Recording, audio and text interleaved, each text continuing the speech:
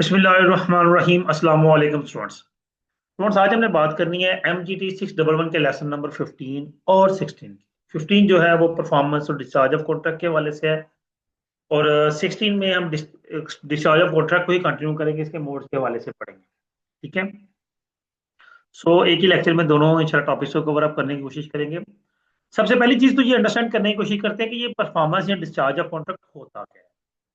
पहले हम generally understand करते हैं, फिर हम देखेंगे कि लॉ क्या कहता है। परफॉर्मेंस कहते हैं कि जब फिजिकली प्रॉपरली जो मुआहदा किया जाए या प्रॉमिस किया जाए, जो एक दूसरे के दरमियान एक एग्रीमेंट हुआ है, ठीक है, उसको जब प्रॉपरली दोनों पार्टीज ऑनर कर देती हैं। एक पार्टी ने कुछ चीज खरीदने का कॉन्ट्रैक्ट किया और दूसरी ने उसे देना है, जिसने खरीदना है उसने पैसे देने हैं, तो उसने वो चीज प्रोवाइड करनी है। ये दोनों काम जब हो जाते हैं, this is called performance of contract. ठीक है। समटाइम सिंगल परफॉर्मेंस होती है कि एक पार्टी तो अपना काम पूरा करती है लेकिन दूसरी पार्टी नहीं करती। ठीक है। और समटाइम अगर तो परफॉर्मेंस कंप्लीट हो जाए तो कॉन्ट्रैक्ट ऑटोमेटिकली डिस्चार्ज हो जाता है। डिस्चार्ज का मतलब होता है कॉन्ट्रैक्ट का खत्म होना। डिस्चार्ज के और भी कई रीजन हैं कि कॉन्ट्रैक्ट किस तरह से खत्म होगा। ठीक है, वो हम इंशाल्लाह आगे चल के पढ़ेंगे। Different aspects of performance and discharge of contract have been explain the following. अभी कुछ हम इस पर डिस्कस करेंगे। वो कहते हैं परफॉर्मेंस ऑफ प्रॉमिस क्या है। When promise is to be performed in a certain day. Promise किया गया कि फलां डेट पर हम ये काम कर देंगे। Promiser had undertaken to perform with it without application by the promisee.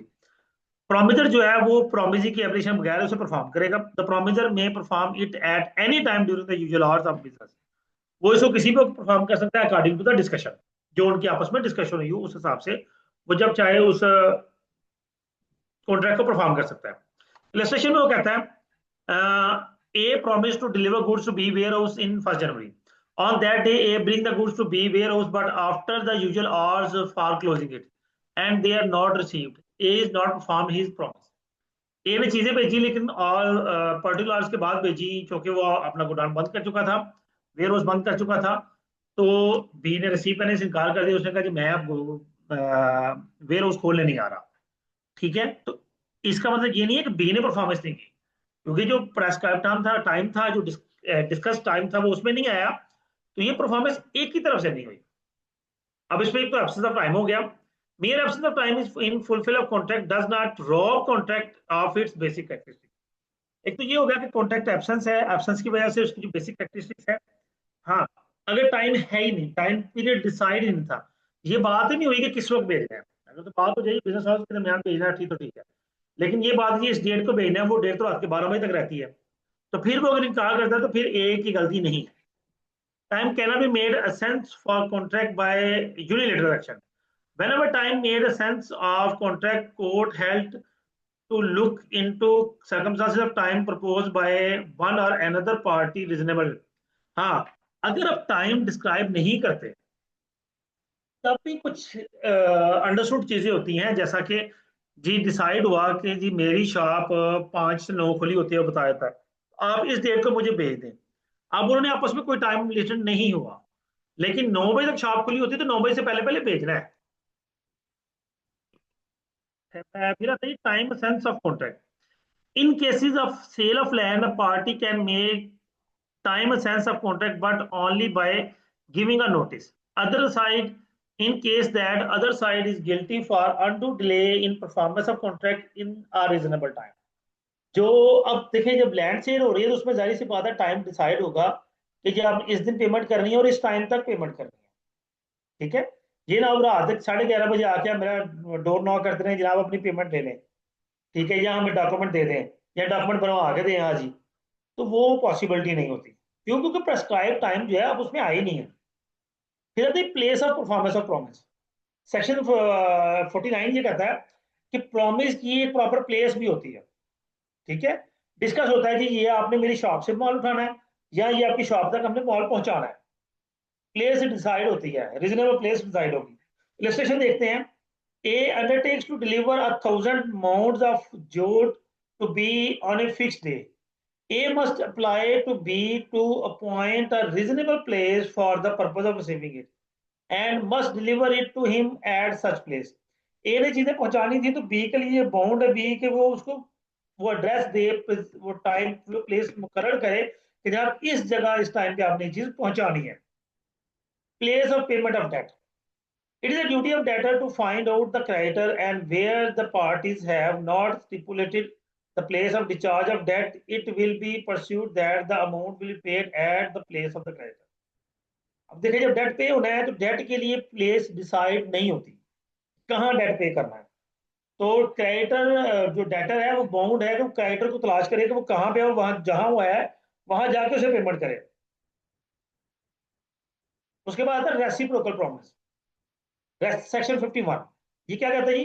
When a contract consists of reciprocal promises to be simultaneously performed, no promiser need to perform his promise unless the promisee is ready and willing to perform his reciprocal promise। जी, जब reciprocal promise हो कि एक बंदा perform करना चाह रहा है लेकिन दूसरा रेडी नहीं है या अवेलेबल नहीं है, तो पहला भी परफॉर्म नहीं कर सकता, वो अल्टीमेटली दूसरा अगर परफॉर्मेंस के लिए अवेलेबल है तभी पहला ही परफॉर्म करेगा।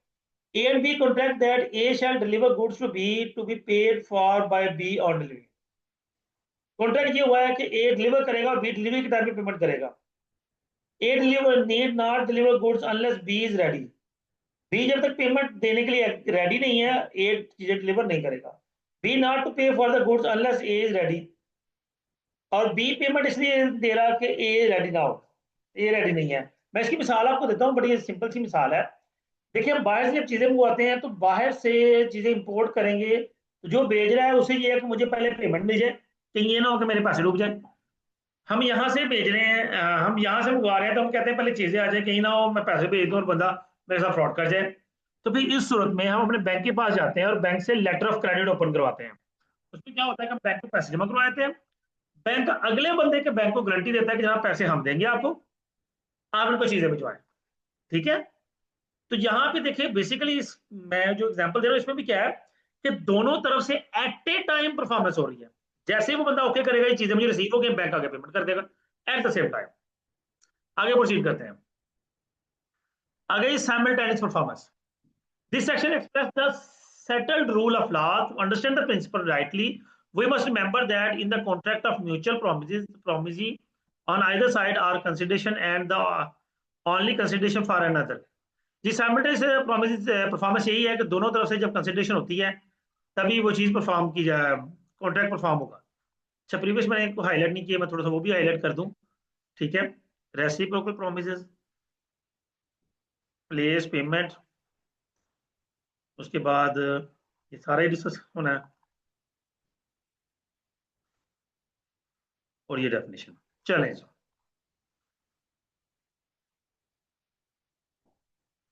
अच्छा आप देखिए जब कैश ऑन डिलीवरी पे गुड्स सोल्ड की जाती हैं and the vendor deliver a portion of goods and the purchaser offer to pay the price thereof if certain cross claims set up by him is are registered, it cannot be said that he is not ready and willing to perform his promise so as to entitle a vendor to refuse delivery of the remaining goods। जी, अब इसमें उसने बड़ी मजे की बात कही है। वो कहते हैं कैश ऑन डिलीवरी की बात हुई लेकिन वेंडर ने कुछ पोर्शन भेज दिया, ठीक है, बाकी नहीं भेजा, और उसने कहा जी आप पेमेंट करेंगे तो बाकी आपको पहुंच जाएगा, बाकी का वो इनकारी हो जाता है।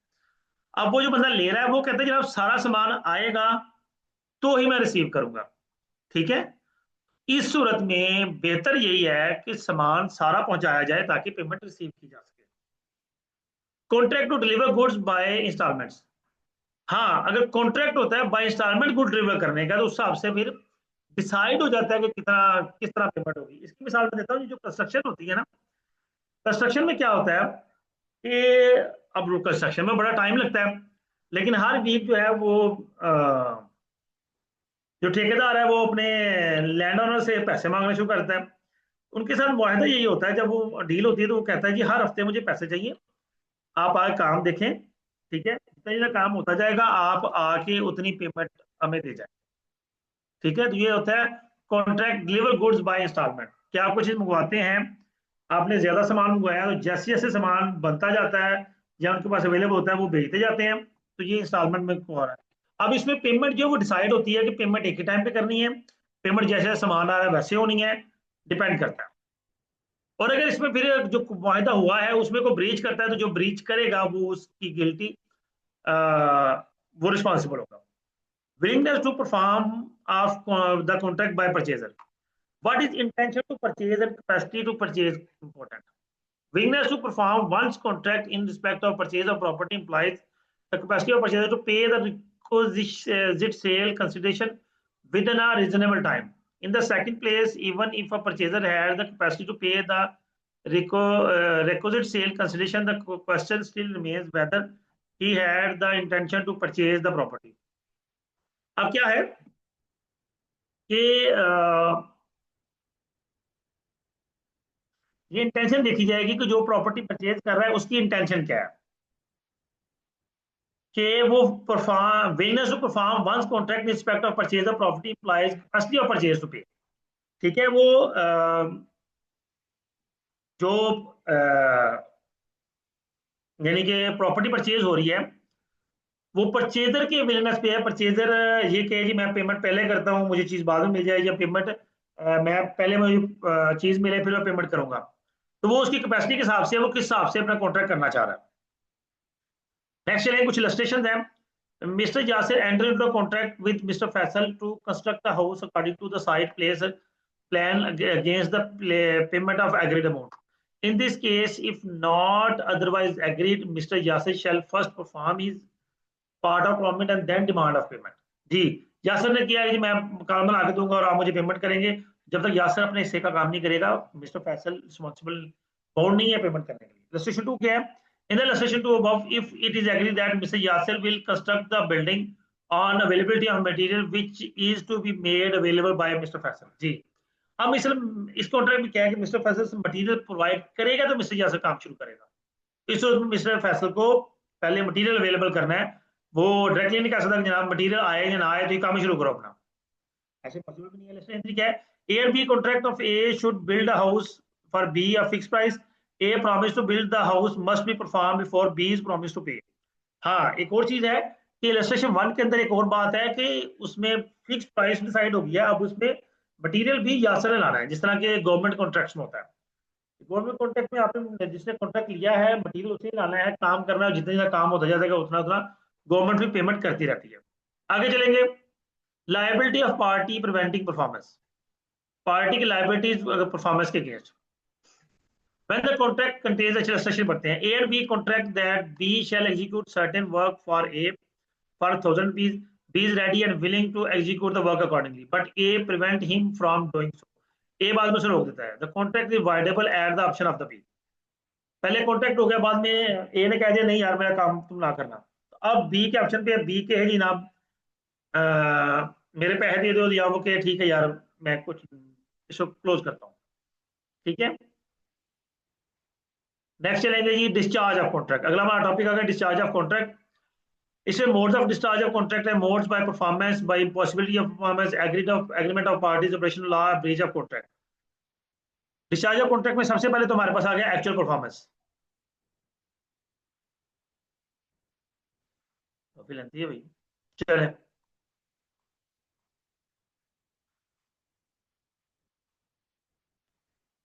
जी। Actual performance obligation of party to the contract, the parties of contract must either perform और offer to perform their respective promise unless such performance is dispensed with the executed under the provisions of act or any other law. Promise bind the representative of promiser in case the death of such promise before performance unless a contrary intention appears to the contract.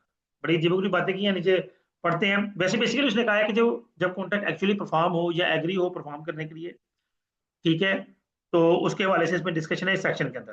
Question क्या है? A promise to deliver good to be on a certain day on payment, A dies before the due date. ये उसने second line में कहा था कि अगर तो प्रॉमिसर की डेथ हो जाती है तो फिर ऑप्शन हो जाती है ये किस तरह से परफॉर्म होगा। A dies before that day, A representative are bound to deliver the goods. एक रिप्रेजेंटेटिव बाउंड है उस गुड्स को डिलीवर करने के लिए। हाँ, यहाँ पे कोई चीज है कि एक जिसने कॉन्ट्रैक्ट परफॉर्म करना था वो एक इंटेलेक्चुअल वर्क कर रहा है, जिस तरह के नीचे मिसाल दे रहा है वो promise to paint a picture for B. अब पिक्चर के लिए बी के लिए पिक्चर पेंट करेगा, लेकिन पेंट करने से पहले ही उसकी डेथ हो जाती है। अब ये जो है एक रिप्रेजेंटेटिव वो बाउंड नहीं है कॉन्ट्रैक्ट परफॉर्म करने के, क्योंकि उसने अपनी इंटेलेक्चुअल एबिलिटी पे उसे परफॉर्म करना था। नेक्स्ट है performance and discharge. A contract being an agreement enforceable by law creates a legal obligation which subsist until discharge. Performance of promise or promises remain to be performed is the principal and most usual mode of discharge. क्या है कि contract perform हो गया, जब perform हो जाए enforceable law है, आप परफॉर्म कर देते हैं, प्रोमिसर जो है वो अपने अपने काम मुकम्मल करते हैं, तो वो यूजुअली कॉन्ट्रैक्ट जो डिस्चार्ज हो जाता है। नेक्स्ट आते हैं हमारे पास tender of performance. It has been defined in section 38। क्या कहता है ये? Effect of refusal to accept offer of performance where a promiser had made an offer for performance to the promise and the offer has not been accepted, the promiser is not responsible for non-performance, nor does thereby lose his right under the। अब ये ए ने offer की है कि जी मैं जो है contract perform कर दूंगा, उसने बेसिकली अपनी ऑफर पेश की है। अब उसकी ऑफर एक्सेप्ट नहीं हुई और बाद में उसे कहा जाए कि तुमने परफॉर्म नहीं किया, तो जब ऑफर ही एक्सेप्ट नहीं हुई तो वो परफॉर्म करने के लिए बाउंड नहीं है। अब कुछ कंडीशंस हैं कि every such offer must fulfil the following conditions. It must be unconditional, वो ऑफर अनकंडीशनल होनी चाहिए। It must be made at a proper time, उसका proper time proper place mention हो, कब कब कंप्लीट किया जाएगा। Such circumstances that the person to whom it is made may have reasonable opportunity for asserting that the person by whom it is made is able and willing there। जी, जिससे वो contract जो responsible perform करने का वो इस काबिल भी हो कि परफॉर्म कर सकता हो, ठीक है, ये ना हो कि वो इस काबिल ना हो। If the offer is an offer to deliver anything to the promisee must have the reasonable opportunity for seeing that thing offered is the thing that the promiser is bound by the promise to deliver। जी, offer आई है चीजें बेचने की, अब दूसरे बंदे पे है, वो एक्सेप्ट करता है तभी वो वैलिड होगी, अदरवाइज वो डिस्चार्ज हो जाएगा, ऑटोमेटिकली डिस्चार्ज हो जाएगा। जी, एजेंशन of valid tender. Tender valid की एजेंशन क्या है? इट मस्ट बी अनकंडीशनल, उसका प्रॉपर टाइम और प्लेस होनी चाहिए, ठीक है। Tender should be entirely as per stipulation of agreement, जो एग्रीमेंट की रिक्वायरमेंट है उसके मुताबिक टेंडर होना चाहिए। अगर tender related delivery of goods है तो promisee should provide opportunity to examine the goods, ठीक है। प्रोमिसी को वो अपॉर्चुनिटी प्रोवाइड करेगा कि आप गुड्स एग्जामिन कर लें। Tender must be offered to a person who is able to perform the promise. Tender उसी को ऑफर किया जाएगा जो कि उस इस काबिल हो कि उसको परफॉर्म कर सके। Tender to be made to the promisee और हिज एजेंट। टेंडर किसको दिया जाएगा? प्रोमिसी को या उसके एजेंट को। In case of joint promisee tender can be made to any of the joint promisee. अगर दो तीन लोग हैं उसमें प्रोमिसी में, तो किसी एक को भी टेंडर प्रोवाइड कर दी जाए तो मोर देन एनफ है। नेक्स्ट इलस्ट्रेशन खुद पढ़ लीजिएगा। Discharge of by impossibility of performance of contract agreement to do impossible act. अब देखिए जी, बिल्डिंग एक बना के देनी थी, बना दी, कंप्लीट कर दी, हैंड ओवर करनी थी, नहीं सॉरी यहाँ भी एग्जांपल नहीं आएगी। डिस्चार्ज बाय इम्पॉसिबिलिटी, इम्पॉसिबिलिटी में ये कह लें कि कुछ सामान देना था आपने, लेकिन गोदाम में आग लगी और सामान सारा जल गया। अब जब सामान ही जल गया तो आप क्या उसे प्रोवाइड करेंगे? या दूसरे लोगों में ये कह लें कि एक बंदा जिसने पीछे अपने पेंटिंग की मिसाल ली है, पेंटिंग बना के देनी थी लेकिन अनफॉर्चुनेटली उसकी डेथ हो गई, तो डेथ की वजह से अब वो उस कॉन्ट्रैक्ट को परफॉर्म नहीं कर सकता, ठीक है। तो ये कॉन्ट्रैक्ट जो है वो क्या हो जाएगा? इनवैलिड हो जाएगा।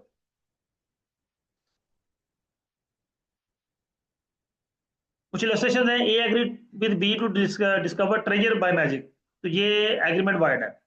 ए and B contract to marry each other before time fix of marriage. A goes mad, A unsound mind हो गया, कॉन्ट्रैक्ट वाइड हो गया। Contract to marry B being already married to C, ये भी कॉन्ट्रैक्ट, अगर law में जांच नहीं है तो कॉन्ट्रैक्ट वाइड हो जाएगा। Contract to take in cargo for B at a foreign port. Is government afterward declare war against country in which the port is situated, the contract becomes void। इस सूत्र में कॉन्ट्रैक्ट वाइड हो जाएगा। Next आते हैं मोर्जे में पढ़ रहे हैं agreement to do impossible act. ये हमने बात कर ली। आ, आप इम्पॉसिबल एक्ट पे एग्रीमेंट कर रहे हैं, ठीक है। Yasir entry into the agreement with mister Faisal to discover gold mines by magic, the agreement is void. जो इम्पॉसिबल है, जिसकी परफॉर्मेंस पॉसिबल है ही नहीं, वो एग्रीमेंट वाइड होगा। हाँ, कॉन्ट्रैक्ट पहले वैलिड था, लेकिन बाद में इम्पॉसिबल हुआ तो उसमें भी एग्रीमेंट जो है वो इनवैलिड हो जाएगा। जिसका इंडस्ट्री देखें, mister G, an exporter enter an contract imported in the foreign country for supply of certain goods and agri part. The government in exporter country before the performance impose embargo on the export of agri product. The contract becomes void when the embargo is imposed. अब government ने उसकी transportation में बंदी लगा दी, जब बंदी लगी तो उसके बाद वो कॉन्ट्रैक्ट वाइड हो गया। Compensation for loss through non performing effect known as impossible unlawful. जी, जो इम्पॉसिबल हो या अनलॉफुल हुआ है उस पर कंपनसेशन क्या होगी? When one person has promised to do something which he knew or with reasonable diligence might have known and which the promisee did not know to be impossible or unlawful, such promise must make compensation to such promisee for any loss which such promises sustain through non-performance of promise. जी, illustration पढ़ते हैं, बेहतर समझ आएगी। A interested player enter into the contract with hockey club at an agreed package. जी, ए ने hockey club join किया एक agree package के 1 साल के लिए। द प्लेयर सीट एडवांस में, उसे एडवांस में मिली। The player was suffering from knee injury, उसे नी इंजरी हो गई। According to doctors he could not play for 2 years.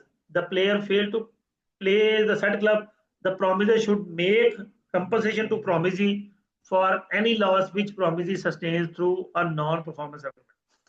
जी, अब उसका परफॉर्मेंस नॉन परफॉर्मेंस हो गई है, तो वो जो भी उसे लॉस होगा, क्योंकि उन्होंने पैसे भी एडवांस में पे कर दिए हुए थे, तो वो उसका कंपनसेशन देगा। ठीक है, कुछ और इलस्ट्रेशन हैं आपके रीड करने के लिए, लेकिन रीड जरूर कीजिएगा। लॉ की समझ इलस्ट्रेशन से ही आती है, वैसे नहीं आती। हमें नहीं समझ आ रही है तो आपको कहां से आनी है? Stoppage of work by strike. जी को स्ट्राइक हो गई, स्ट्राइक की वजह से वर्क काम रोक दिया गया। A strike of workmen employed in executing work under a contract does not itself make performance impossible for the purpose of this section. Workman ने स्ट्राइक कर दी, वर्क काम नहीं किया, तो वो खुद परफॉर्मेंस इंपॉसिबल कर रहा है। ठीक है, वैसे परफॉर्मेंस इंपॉसिबल नहीं है।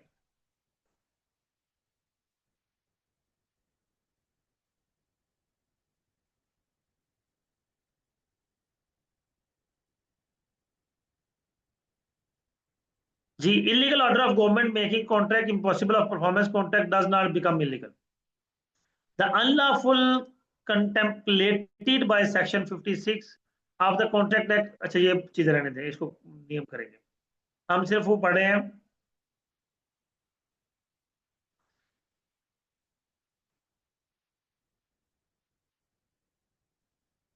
जी, discharge of contract by breach of law, operation of law, contract by operation of law.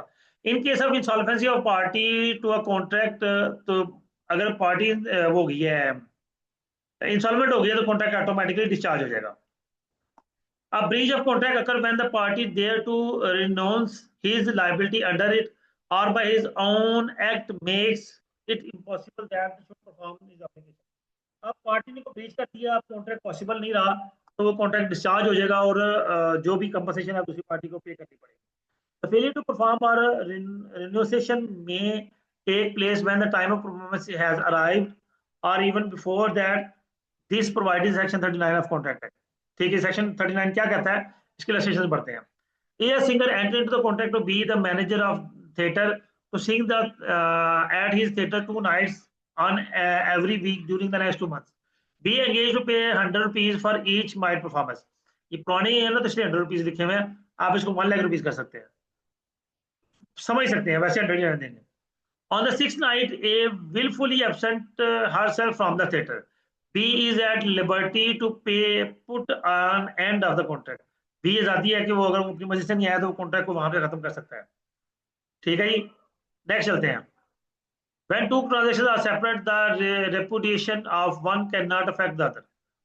अगर दो सेपरेट ट्रांजेक्शन है तो किसी एक ट्रांजेक्शन का इफेक्ट दूसरे पे नहीं होगा। A buyer who has refused to receive goods on the ground that they were not tendered within the agreed time cannot afterward change his ground and raised the objection that in fact the goods were not according to contract. For the election to resign once made is conclusive. हुआ क्या कि ए ने refuse किया goods receive करने से, और किसी भी ग्राउंड से उसने कहा जी टेंडर का एग्री टाइम ये नहीं था तो गुड्स लेके आए हैं, तो वो उसी बात पे रहेगा, किसी और चीज को शामिल नहीं करेगा जी मैंने गुड्स रिसीव नहीं की कि आपको स्टैंडर्ड नहीं दी है ये वो ब्ला ब्ला, ऐसा कुछ नहीं होगा। ठीक है।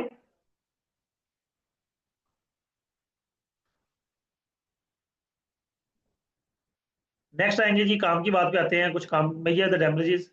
हाँ जी damages. The measure of damages of anticipatory breach is not necessarily the same as it would be for the failure और future occurring at the time when the performance was due. जी डैमेजेस जो है लाजमी नहीं वो same हो जो आप परफॉर्मेंस के टाइम पे होते। ठीक है। इंजर्ड पार्टी डिसाइड करेगी उसका कितना लॉस हुआ है, वो लॉस अगर वो साबित भी करते हैं तो वो दूसरे को कंपनसेशन देनी पड़ेगी।